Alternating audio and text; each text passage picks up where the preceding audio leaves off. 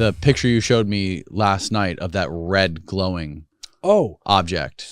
Okay. Can you show that? I can. I have that on my phone. I can text it to you and you could forward it over to him. Okay. But that's kind of a bigger story behind that whole thing. I don't know if that's something that you want to go into detail as on. much as you're comfortable with sharing. I'm happy to do it. Absolutely. I'm happy to do it. But because that is, if that's real, that is one of the most compelling photos I've ever seen. Yeah. Of a UFO. I'm happy to share that story. Yes. And I just shared a single frame clip of an object. That's basically what I saw. But I saw videotaped. I don't know if you got it yet. I just got it. I'm forwarding it to you now, Jordan. Okay, cool. So, and then I'll tell you the story about it because it's footage that I've seen with my own eyes. That's truly. So, is the first time you told the story about this to Logan Paul's first time you told the story? Well, I was always kind of hush hush about it for a long time. I mean, I would tell my friends and stuff because I was worried about it. I was worried about jeopardizing my efforts to get it. Why is that so small? Yeah, blow it up. Make it bigger. Yeah, there we go. Okay, so, but I've told the story a couple of times publicly, and the most detailed was probably when I was on Logan Paul's show.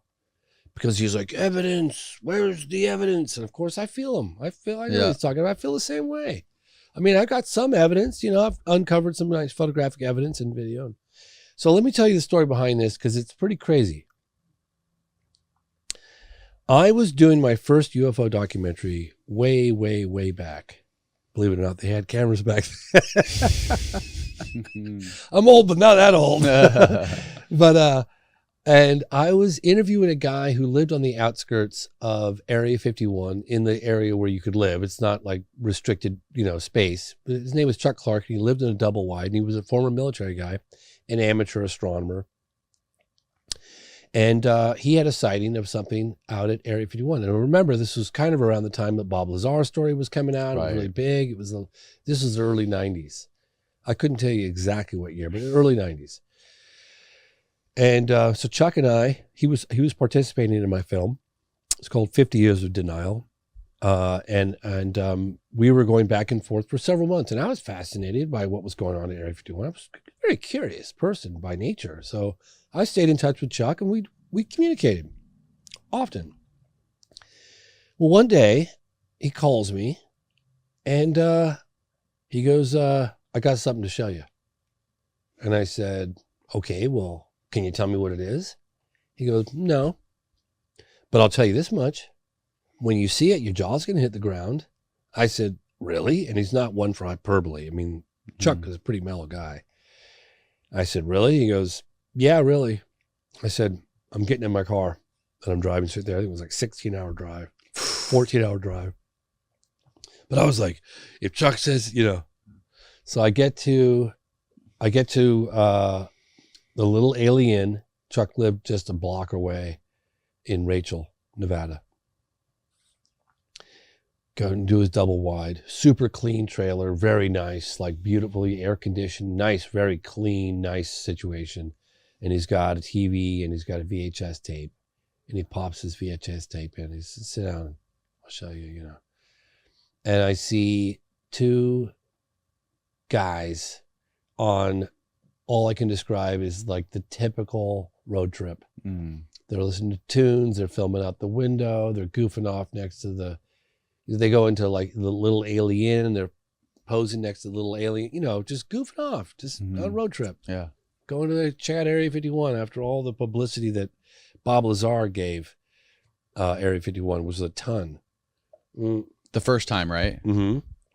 Bob Lazar's story came kind of public in 89. It was like 93, but still it was like making, people were doing tours Area 51 and there were areas that you could go to and look down onto the base that had yet to be closed off. If you knew what you were doing, you know what I mean? You could still see the base. That doesn't happen anymore because they bought that section too. But anyway, they're goofing off. They're posing next to the ET sign, blah, blah, blah. And then all of a sudden, the car's parked. They're in the car.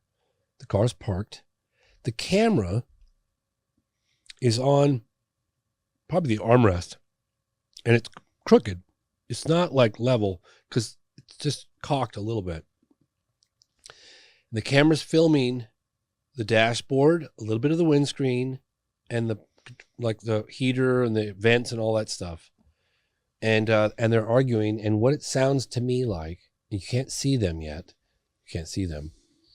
It sounds like they're trying to crawl under the seats. That's what it sounds like, and they're arguing. Excuse me. And all of a sudden, one of them's like, it's over the top of us. Get down. It's over the top of us. And I'm like, what the hell is going on? I'm looking at this video going, what am I looking at here? What's going on?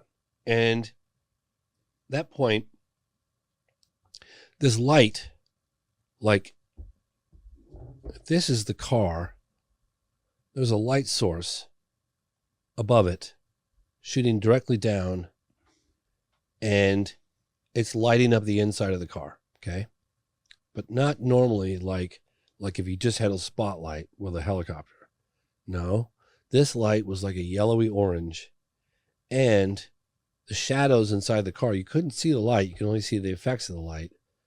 You couldn't see the source of the light.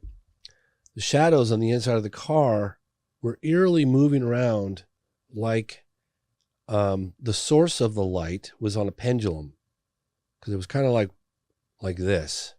So all the shadows, I'd never seen anything like it, on the inside of the car were moving around very fluid, super smooth and fluid, right? It was no abrupt stop or back and it was all fluid. And one of the guys goes, they were like, it's over the top of us. It's over the top of us. I don't know what the hell they're talking about. I don't know what the hell was over the top of us. I have no idea what they're talking about. Right. I don't know what I'm looking at. And at this point, the camera's still filming just the dashboard. Just the dashboard. Nobody has it in their hand. And I hear this, I'm getting out. And the guy's like, no, stay in the car. Stay in the car. I'm getting out. And he grabs the camera, opens the door. And I don't remember, like, pretty sure the camera pans up. You could see like the desert floor. You could see like tumbleweed. I remember seeing like I think I saw a tumbleweed. It was dark, but it wasn't like, it was dusk. You could still see outlines of the desert, right? Okay. There, outside, 100 feet is that. Okay? Now, here's the crazy part. What I remember is that I'm looking at this thing, probably 30, 40 feet in diameter. You could have easily hit it with a rock. It's sitting in the sky, and it's magic. It's like floating silently. It's kind of rocking, like floating, like it's like a ship on the water. It's doing this. And the skin of the craft looks like it's alive, like the molecules are alive, like it's glowing, like phosphorus on a beach or something, right?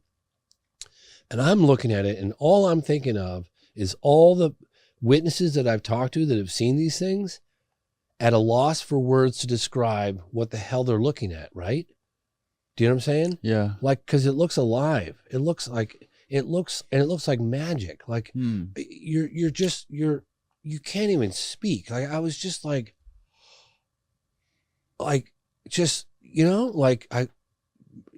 Chuck Clark was right. My jaw was on the floor. Like, I just couldn't believe what I was seeing. And then the guy operating the camera goes, oh my God, like this. And then bammo, the camera shuts off. Did he shut it off? Or was it just, like shut down? I have a vague memory of something like him saying something about the battery or something, but the camera shut off pretty quickly. Camera shut off. And that was that. And I looked over at Chuck Clark and I went, holy shit. Like, who gave that to you?